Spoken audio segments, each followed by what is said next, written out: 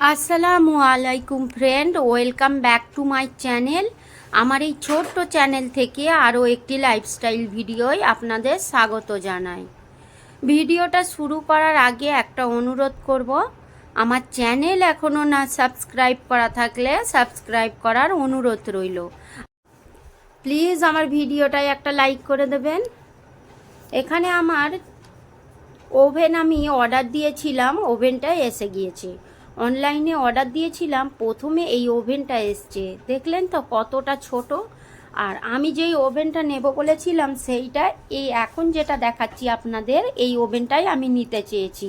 কিন্তু আগে যেটা এসছে তিনটে পরপর সমান, সেইটা ঠিক আছে, কিন্তু ওভেনগুলো পিছন দিকে বেশি হয়ে গিয়েছে।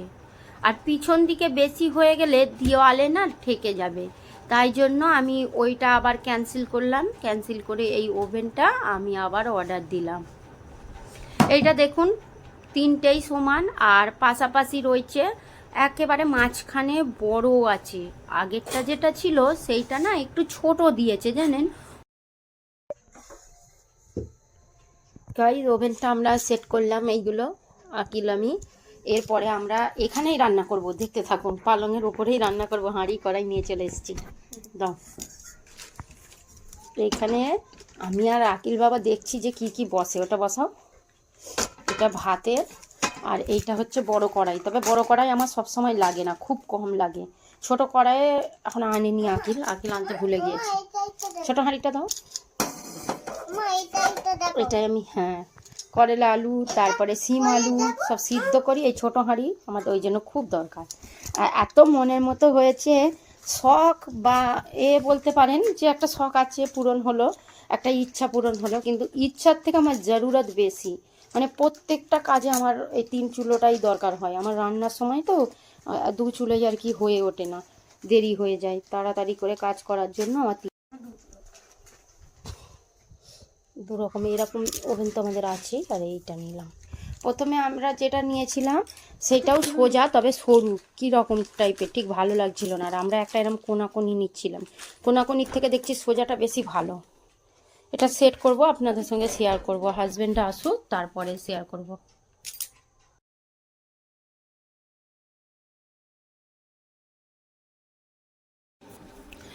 Next day morning. আর আজকে আমরা সকালবেলা ওই ওভেনটা জুড়বো না, তাই জন্য আমি আপনাদের সঙ্গে আজকে সকালে ভিডিও শেয়ার করে নিয়ে একেবারে ব্রেকফাস্ট থেকে শুরু করছি। আমাদের বিয়েবাড়ির অনেক কিছু খাওয়া দাওয়া হয়েছে, শরীরটা সবার একটু টায়ার্ড হয়ে আছে। তাই জন্য হাজব্যান্ড বলল একেবারে সিম্পল খাওয়া দাওয়ার করবে। আর সামনেই রোজা আসছে, ওই জন্য একটু হালকা রান্না বান্না করতে হবে। তাই জন্য আর কি ওভেনটা জুড়লাম না। এখানে ডাব এনেছিল, ডাবটা হাজব্যান্ড বলল তুমি খাও। আমার তো একেবারে শরীরটা গরম হয়ে গিয়েছিল, এত বিয়েবাড়ি খাওয়া দাওয়া হয়েছে ওই জন্য। আর আমি কিন্তু একা খেতে পারবো না, দুটো বাচ্চাকেই দিয়ে, নাহলে তো খেতে পারি না। আর ডাব যখনই আসবে, ডাব আসার পরে আগে আমি ডাবের পানি একটু মুখে মেখেই নেবো। দেখুন এখানে আমি মেখে নিচ্ছি। ডাবের পানি কিন্তু বেশি হয় না, অল্পই হয়। এখন দেখছি এই বড় গ্লাসের, দেখুন 1 গ্লাসের কাছাকাছি প্রায় হয়েছে। সামনে রমজান আসছে, আর এই 2 দিন একটু হালকা খাওয়া দাওয়া করতে হবে। তাই জন্য হাজবেন্ড এখন গ্যাসটা জুড়ে দিল না। আর আমি এইটা খুব মানি জানেন, প্রথম কিচেনে ঢুকলে ভালো রান্না করে খাবো। কোনো নতুন কিছু জিনিস হলে, স্পেশাল কিছু জিনিস হলে সেইটাই ভালো জিনিস করব, এই ভেবেই আর কি আমি ওভেনটা জুড়িনি। এই ওভেনটাতেই এখন আমি রান্না করছি। ওভেনটা জুড়ে কিছু ভালো করব তাই জন্য। আর আমি তো এই 2 দিন এখন সিম্পল কিছু খাবো, তাই জন্য জুড়লাম না। তবে আমি আপনাদের সঙ্গে শেয়ার করব। রমজানের প্রিপারেশন শুরু করতে হবে। এখানে হাজব্যান্ড পেঁয়াজ এনেছে, এইগুলো এখন ওপরে আমাদের রেখে আসতে হবে। ওপরে না আমাদের ওই দিকের রুমগুলোই, আকিল আতিফের রুমের সামনেটা ঠান্ডা জানেন তো, ওইখানে রোদ্দুর যায় না। ওখানে আমরা আলু পেঁয়াজ যদি অনেক দিন তুলে রেখে দিই, ওখানটা খুব ভালো থাকে। তাই জন্য হাজব্যান্ড এনেছে, রমজানের জন্যই এনেছে। আমরা তো 3টে মানুষ, আর আতিফ বাবু আছে সঙ্গে, অতটা পেঁয়াজ একবারে লাগে না। ওই জন্য এখন রমজানের জন্য বেশি করে তুলে নিয়ে চলে এসছে। আর এখানটা করে দেখুন আমি কাজ করছিলাম, আতিফবাবু আমার থেকে ভাত চেয়েছে। এবার আমি ভাবলাম যে আমি গোসলটা করেই নিই, ভিজে গিয়েছি। তো আমি গোসল করতে এসে দেখছি আতিফবাবু ঘুমিয়ে পড়েছে। গোসল করে মানে রুমে ঢুকেছি, দেখছি আতিফবাবু ঘুমিয়ে পড়েছে। বাচ্চাটা আমার খায়নি দায়নি, ঘুমিয়ে পড়েছে। এত মায়া লাগছে যে কি বলবো।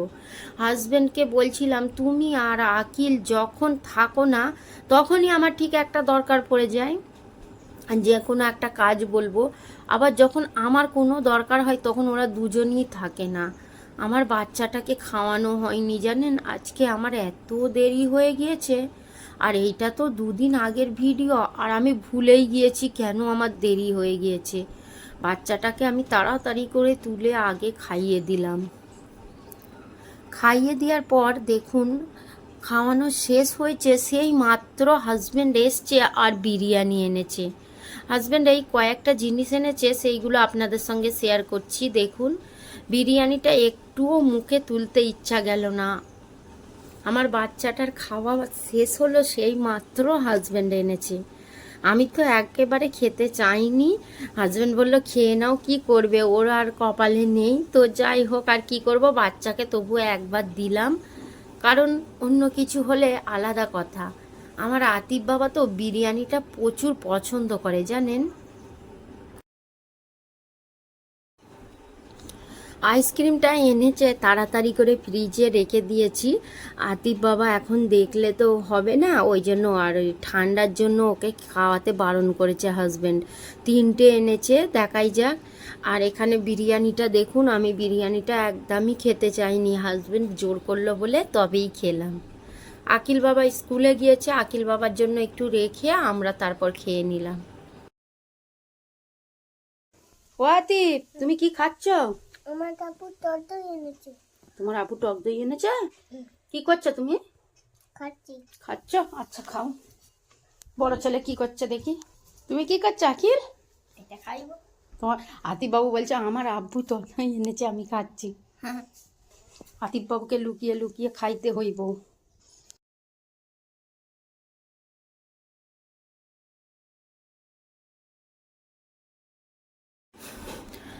সন্ধ্যাবেলা আমি এখানে বানানা মিল্কশেক করেছি 2টো ছেলের জন্য।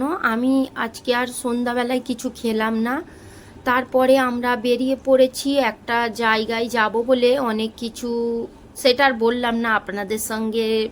বাকি রইল কথাটা, যে আমরা কোথায় যাচ্ছি, কি যাচ্ছি আর কি করতে যাচ্ছি, সেটা আসছে নেক্সট পার্টে।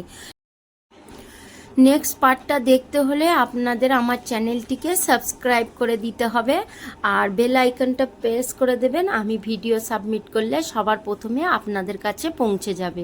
দেখা হচ্ছে নেক্সট ভিডিওর সঙ্গে। সুস্থ থাকবেন, ভালো থাকবেন। আল্লাহ হাফিজ।